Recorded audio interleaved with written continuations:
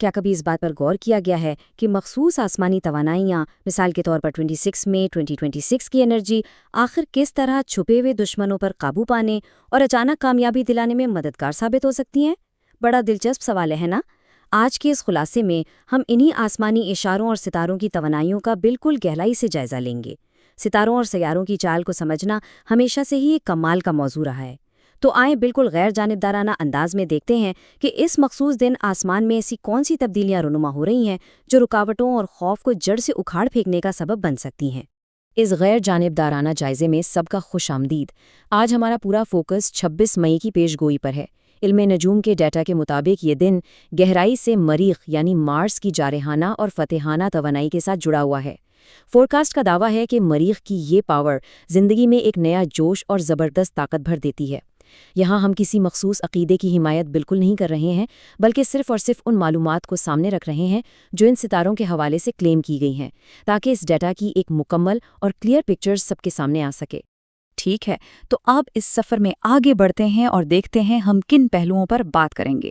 پہلے مریخ کی طاقت، پھر چترا نکشتر کا اثر، اس کے بعد 12 ستاروں کا حال اور آخر میں ایک خاص وظیفہ اور حفاظتی ڈھال کا جائزہ۔ چلیے شروع کرتے ہیں۔ پہلا حصہ، مریخ کی طاقت اور یہ خاص ڈبل مارس کمبینیشن کیا ہے؟ یہاں واقعی ایک انتہائی دلچسپ آسمانی واقعہ رونما ہو رہا ہے۔ دیکھیں، ایک طرف تو جیشٹ کا مہینہ چل رہا ہے اور مریخ یعنی مارس، اس کی انتہائی جارحانہ توانائی اور دشمنوں پر فتح پانے کی صلاحیت تو سب جانتے ہیں، لیکن دوسری طرف کیا ہو رہا ہے؟ چاند آسمان کی انتہائی خوبصورت اور انصاف پسند راشی تلا یعنی لیبرا میں داخل ہو رہا ہے۔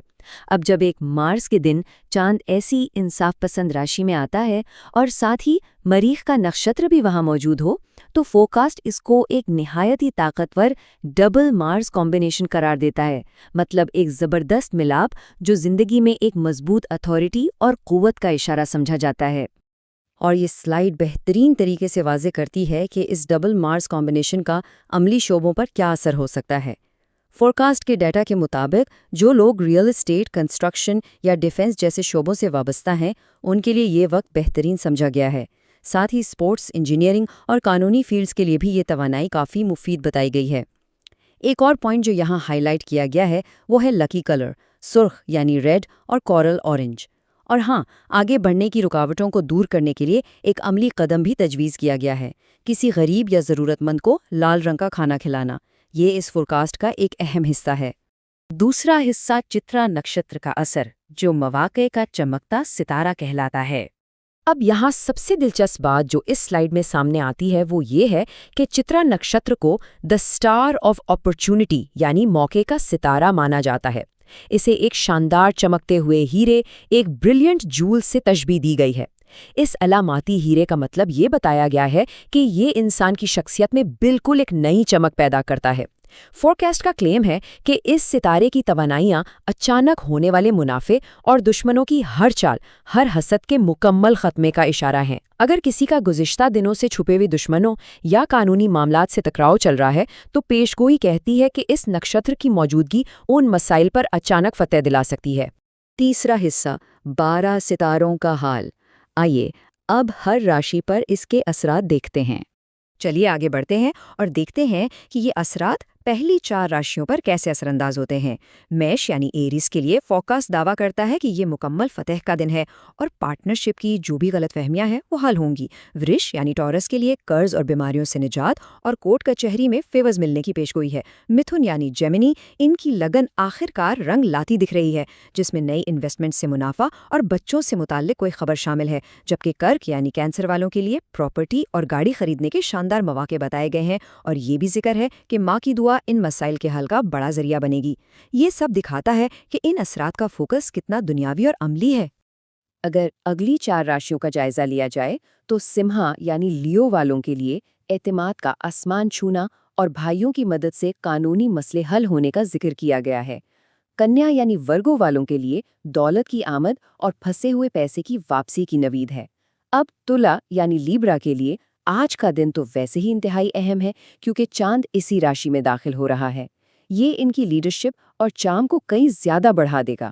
اور آخر میں ورشچک یعنی اسکورپیو، انہیں اپنے خرچوں پر ذرا قابو رکھنے کا مشورہ دیا گیا ہے۔ لیکن ساتھ ہی دعویٰ ہے کہ رات تک ایکسپورٹ امپورٹ یا آن لائن بزنس سے جڑے لوگوں کو کوئی بڑی اور اہم ڈیل مل سکتی ہے۔